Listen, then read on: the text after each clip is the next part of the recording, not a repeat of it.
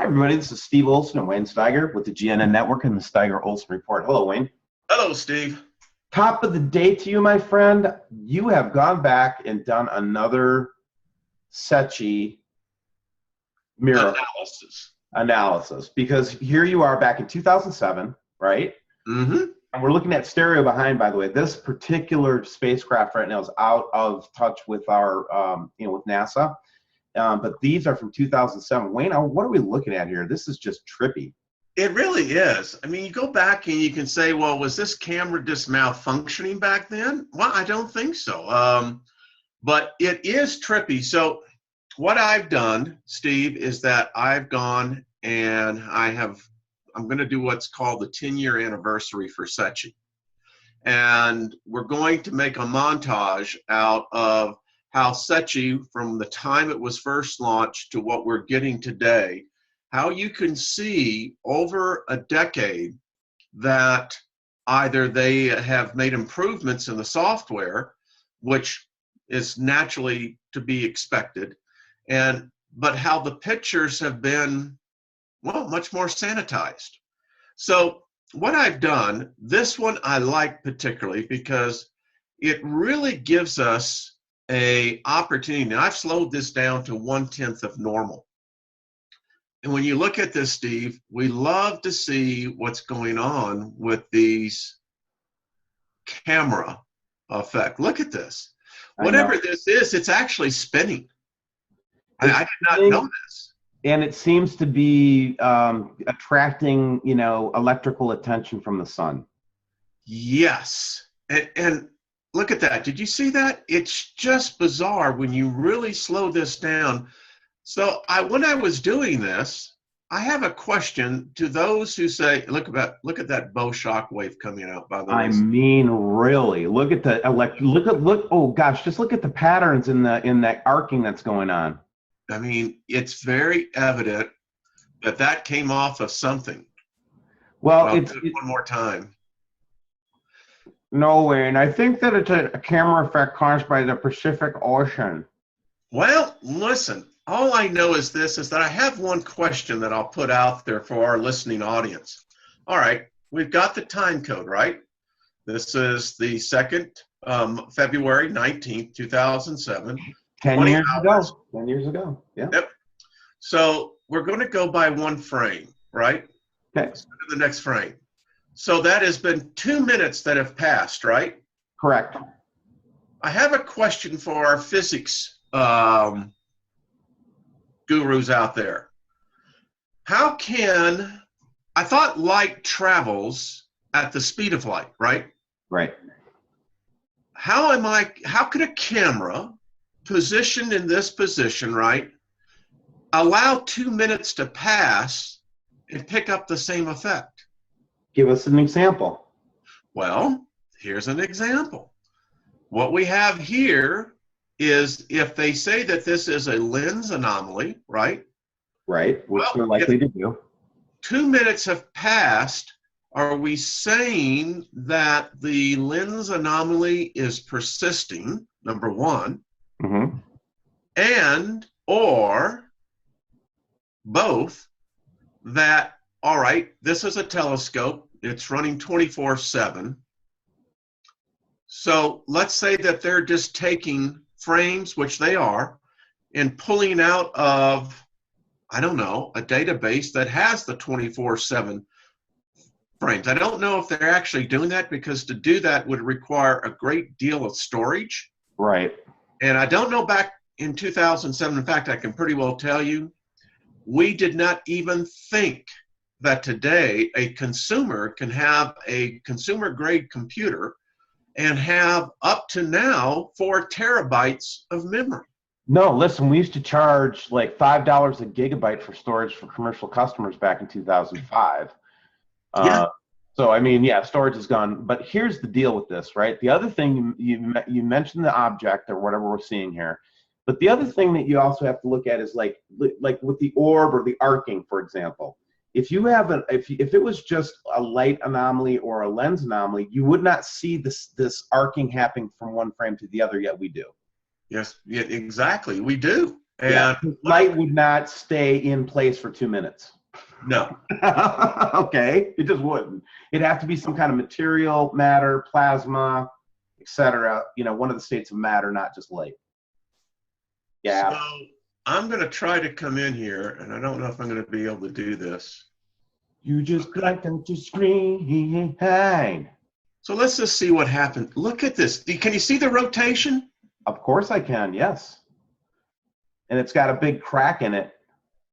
So I'm saying, well, if they're saying that this is an anomaly of the camera lens, explain to me how it continues to persist minutes later within the same frame. And even if you're taking 20-second intervals, I don't understand how the camera. Now I'll just tell you what my science fiction-y mind says, okay? All right. My science fiction mind tells me that that's a huge craft charging itself up, and it's going to continue on in its journey through the universe, whatever it's doing. Love where you're coming from. That is really cool. So we're going to go through this one more, and then I have one other one. So when you really slow this down, it's a, you know, like I said, we're learning, but it's just, the symmetry is all wrong. When you really slow this down, you're going, well, all right, if this is a aberration of the camera. Yeah, what debunks all that, though, is that it's got that very sharp pointed oval in the middle, the eye shape. Mm-hmm. And that is not, that can't be, there's nothing in the frame that's that shape other than that. That's what I keep saying. So I got one other I want to show you. You know, huh? I said you got to use your common sense when you're looking at some of this stuff too. Well, you do. You don't have to be a scientist to know when you're looking at something weird. Okay. Here's one. Ooh, this is our anniversary tribute to Secchi, isn't it? Yeah. So let me just slow that because there's a lot going on in here. We can take out some of these effects. There we go. 2007. Everybody. So the anniversary for this one is coming up, and it's just the intensity. And when you slow this down, it really puts on quite the show. That is so crazy and cool. It is very cool. And we have one more that I want to show everyone because this is a great satellite. To me, it's like one of the most coolest things. Here we go. So this is in July. I want everyone to pay attention to these objects down here. And there's another group up here. Look at this. I don't know what they are. I don't think they're comets, but they are definitely traveling retrograde to everything else that's in the picture. Ooh, I'm getting my daily flyover military helicopters. Oh, good, good. By the way, you know, I do have some. Look at this. Oh, my. The speed, it's just a lot of fun to play with Secchi, to go back and look at the way, and this is now August, still 2007, when I think that these were some of the best pictures that we were getting from this satellite. Well, they weren't doing a lot of, they were still trying to tune it to what they were looking for, and also I think probably didn't want the public to see everything that was going on. When they first turned them on, they were surprised as you and I are when we're looking at it for the first time here. I'm sure in 2007 when the scientists started looking at this stuff, they were like, what? Like this one. So explain this one to me, by the way. I can. It's a spacecraft. No, I'm talking about what's going on here in the background here. I know, right? I mean, all right, we got to slow this down. We can do this. It's pretty cool. So happy 10th anniversary, Secchi. Yeah, to Secchi. I mean, everyone, you know, listen, we ought to make a cake, and we all ought to do really, it's the stereo team, you know. It's the stereo team, too. We got to thank them for all their work. I mean, you know, regardless of what you feel about NASA, if you feel that these images are like, I mean, at some point, you just got to say, look, you know, there's a lot of science being done around this at the university levels and so forth, and I know that they probably even doctored these photos up. But I think it's great that they're letting us see what's going on up there. I just do. Yeah, because it's by this type of experimentation, and that's all this is, folks. We're just in here. We're coming in here and saying, well, listen, we can come and I'm just going to try to get this back to a little normal. Get out of that. There we go. So I want to know what's happening here, Steve, because again, I can get what's happening in here in mid-frame, but there it looks to me to be an incredible light. Look at this. It's pulsating.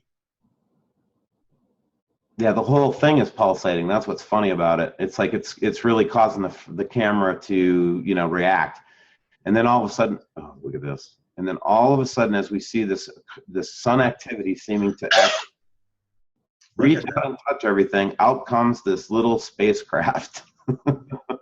And come on, man. It extends a shield. You know what? I'm not going to just sit here and mealy mouth about it anymore. I've looked at this thing several times. I've looked at that spacecraft several times. We have. I mean, and we've looked at it in depth many times. Yeah, why would we even sit here and, like, you know, the question, we're not saying it's aliens. We're just saying it's something in space. It's a spacecraft.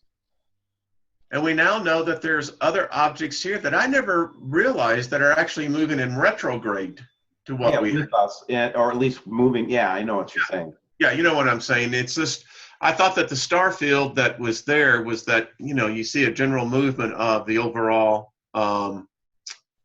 Milky Way. Well, Wayne, I think we need to go back and just keep looking at these images from Secchi and in future programs. But did you want to show us one more thing before we took? Yeah, we'll go through one more. This is a continuation of the one that we saw. Yeah, thank you for that. Yeah. Well, see, that's a lens anomaly, Wayne. Well, you know what? That's what that is right there. And they can't explain to me what's going on in the background. But anyway, anyone know? Let me know. And again, happy 10th anniversary, Secchi. We'd love to get the what is it, stereo B behind. Oh gosh, and they are trying to make contact with it. By the way, we have a subscriber that actually has an email chain going with a couple of the engineers that work on stereo, and so they're trying to get those behind satellites going. Now I don't know how much of that's true or not. A lot of us suspect that they just shut down the feed from them because what we would see from behind right now would be just maybe too traumatic. I don't know. Who knows? Who knows? But anyway, thanks for joining this episode. GNN, Steiger Olson, Wayne. Be kind to one another, folks.